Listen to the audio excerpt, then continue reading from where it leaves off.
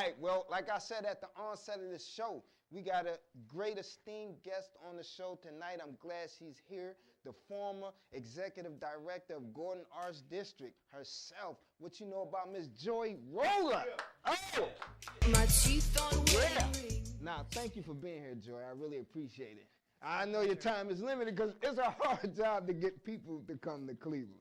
Well, it's getting easier and easier. It's getting easier and easier. Absolutely. Now, why do you say that? Many reasons.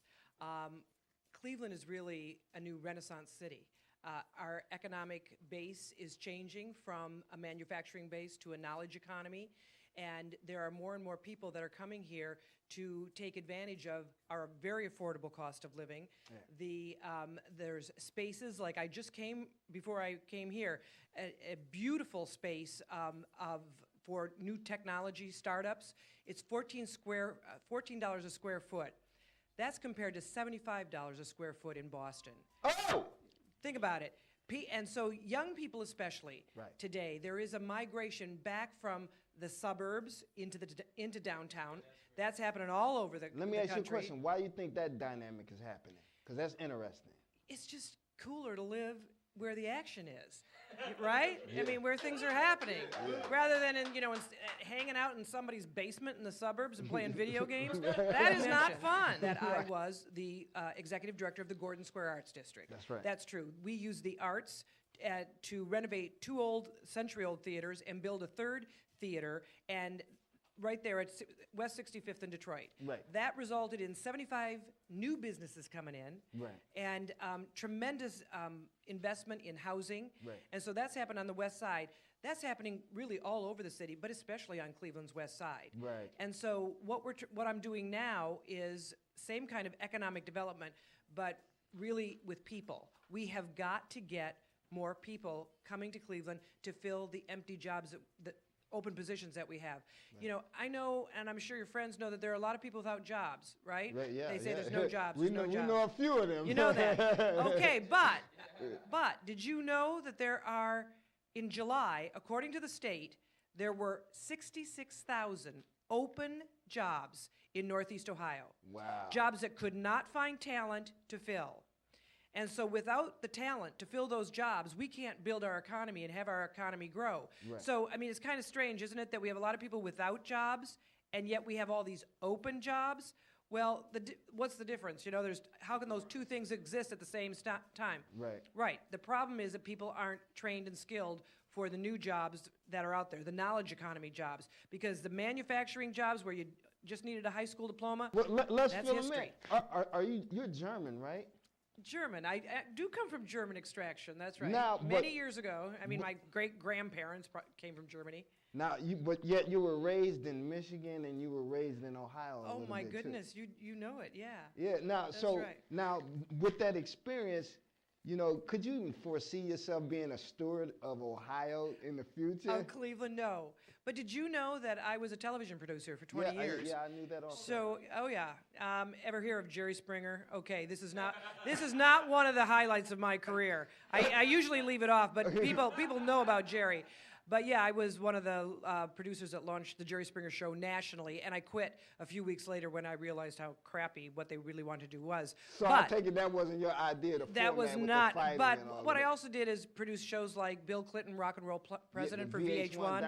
That was a big one. I don't know if you know who B. Smith is, but B. Smith is she was a black Martha Stewart. Okay. And I produced her show nationally, and so I produced hundreds and hundreds of talk shows, and I did that for a long time before I decided to leave New York and LA, and I was living that life because I wanted to, after 9/11 in New York City, the economy was pretty bad in TV and advertising, so I decided to make a change. Right. So at 50 years old, I decided to move to Cleveland. You said something earlier. You said that people are leaving Cleveland. Yeah.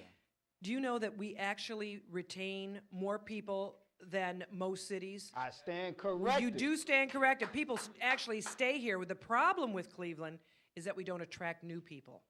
Now, That's our problem. Why do you think that is? I think it's because Cleveland has had a bad rap in the media for a long, long time. You know, it was always the joke, the butt of jokes of... The mistake on the lake. You got it. You're changing that. Yeah, all that kind of stuff. And so what happened was that the city itself became very balkanized. You know what that means? Just we kind of put our arms around ourselves and we said, we're going to protect ourselves because, with the auto industry and the heavy labor and manufacturing leaving, those jobs left, industry left, CEOs, rich people left. I mean, just things kept leaving. Our teams, the Browns didn't win, the Cavs didn't win, the Indians didn't win. So we became very tough, and we didn't want to be open to the world. Right. Well, what Global Cleveland is all about is saying, no, we got to be open to the world, because cities who aren't open to new ideas and new people, they shrink. And that's what's happened to Cleveland. They've shrunk. When I hear the term Global Cleveland, in my mind, it's seemingly that you're tasked to reach out to the rest of the world and say, hey, take a look at Cleveland. That is exactly right. That is exactly right. And that's why, if anybody that's watching, here's the one thing I'm going to ask you to do. Go to globalcleveland.org. And we created this portal. It's much more than a website, because it really connects with over 500 organizations that show you the best of what's going on in Cleveland. Because what we want to do is have in one place all the information somebody might need who hears about Cleveland. Because, the way people move is it's word of mouth. They hear something good. Right. So it's like, hey, Cleveland, there's something going on in Cleveland. LeBron's coming back. Right. The Republican National Convention's going there. Right. The gay games were here. Yeah. There's great stuff happening in Cleveland. Right. They're going to hear about it, and then it's like Google Cleveland, up will come Global Cleveland, and you'll get all the answers to anything you need to know about Cleveland. Development initiative. Okay. So I'm dealing with money. The money.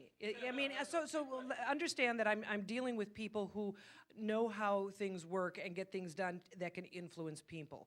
But let me say, you ask, what am I doing that other people can be involved in? This is what we're doing right now. The way that people move, as I said, is word of mouth, and they hear about places. Well, they need to hear that Cleveland is a welcoming community. It's a place that wants them here, right? Right. And so that's not necessarily what people, especially immigrants, might be hearing about Cleveland. They might be hearing that, they're not so welcoming. So what we're doing is we're doing community conversations across the city of Cleveland. And Global Cleveland is co-hosting these conversations along with the city's Community Relations Board and the City Council. And what we do is we meet and we bring a refugee and an immigrant to sit down with the residents of the neighborhoods. And we say, okay, hear what these experiences are like, and what questions, what concerns, what fears do you have? A lot of times people are concerned that immigrants are going to come in and they're going to take their jobs, or they're going to take resources that would have gone to them. But you know what? Immigrants are twice as likely as native-born people to start businesses. That means they're actually adding to the economy. They might be able to give you a job instead of take one from you. You hear that? That's really important. Straight. That is really important to know. The other thing is that immigrants will also, they'll take jobs that you wouldn't take, that native-born people wouldn't take. They'll take those jobs like cleaning somebody's lawn or picking up garbage or who knows what. So it's very important to understand that immigrants are really wonderfully important and additive to our economy. What was it like in the beginning? Did you feel like it was an overwhelming task, a huge challenge, and what are your feelings now? That's a very good question. Actually, I think I was more optimistic when I got there than I am now. It is a very huge task. Okay. It's a scope of work without limits. And the way I see it now, it's really, my job is to change the culture of Northeast Ohio. Oh!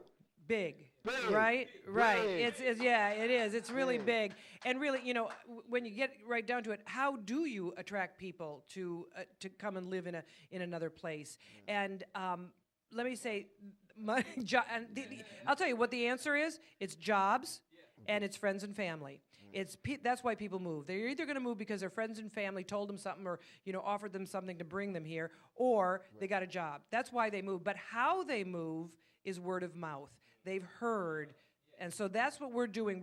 We're just trying to churn up the conversation about Cleveland, and so that everybody, that all you guys here tonight, you're going to say to your friends who live elsewhere, hey, there's something going on in Cleveland. By the way, and I'm going to send you the link to globalcleveland.org, and you can check it out for yourself. You can get links to jobs there. You can get links to educational opportunities, entrepreneurship opportunities, and find out what our neighborhoods are like and what amenities we have. So that's what we're doing. And the thing is that the cities all through the Midwest are doing this, the Rust Belt.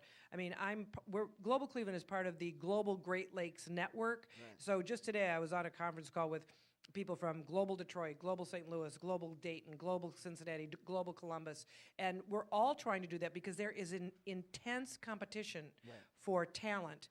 The thing about Cleveland is we are Cleveland. We are unique. We don't want to be like everybody else. Right. And in fact, some of the big cities like New York, Philadelphia, Boston, you go there and they all look similar. Like, you know, they all have the chain restaurants, the chain stores, everything. Here in Cleveland, we've got really unique things. I mean, you head over to Ohio City or Tremont or Collinwood or Gordon Square, around this Wade Oval, University Can't Circle. you feel our enthusiasm for the city? It's great. I mean, Well, it's really great. Well, when you were hired on, you know, that's one of the things that, because you replaced the guy, was Larry Miller. You know, they were looking for somebody that had energy, enthusiasm like you did. And experience in knowing how to run an organization. Right. And I had that. Player team. Don't forget that player team. Yeah. You know what I mean? I know what I'm doing here. It ain't just a pretty smile, you know what I mean? Okay, I got you. I got you what you said. So that's a great thing. So what are you looking for? You know, I mean, what's your biggest opponent to this is snow. You know, the cold Weather is an issue, but so what we have to do is turn that negative into a positive. Okay. You know? Exactly. Right, Other places have snow, and there's great things to do in the snow and get outside and all kinds of festivals and celebrations. And you can, hey, if you ski, you can go just an hour from here, an hour and a half. You can ski for the day and come back. I've done that up to Peak and Peak. It's great fun. One last question. Since your experience in television production and things of that nature, you know, what in that field, what can be done to help out that cause? Things are already being done. There's a studio that's going to be built here in the Northeast Ohio, a film studio. You want to get Ivan Schwartz on here the next time. He'll tell you about it. He's the head of the Film Commission, and there's things happening in that area. A lot of good stuff. Joy Roller, President of Global Cleveland. Thank you very much for coming out.